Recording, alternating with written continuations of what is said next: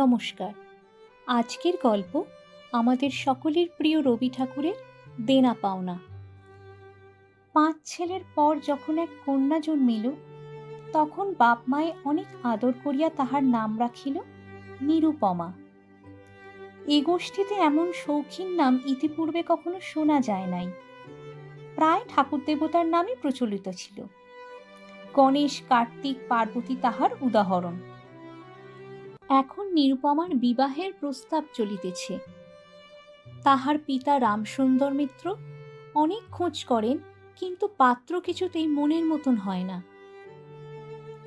অবশেষে মস্ত এক রায়বাহাদুরের ঘরের একমাত্র ছেলেকে সন্ধান করিয়া বাহির করিয়াছেন।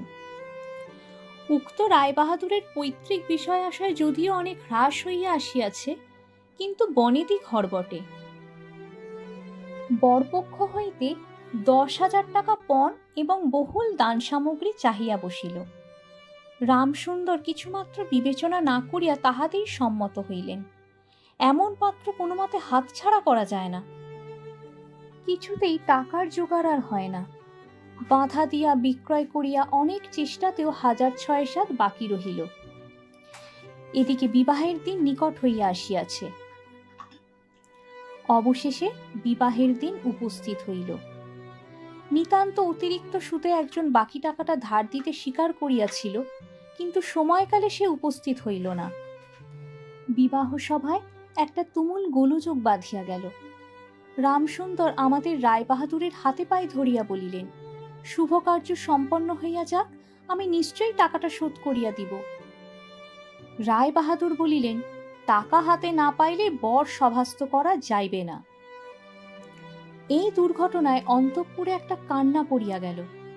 এই গুরুতর বিপদের যে মূল কারণ, সে চেলি পড়িয়া, গহনা পড়িয়া, কপালে চন্দন লেপিয়া চুপ করিয়া বসিয়া আছে।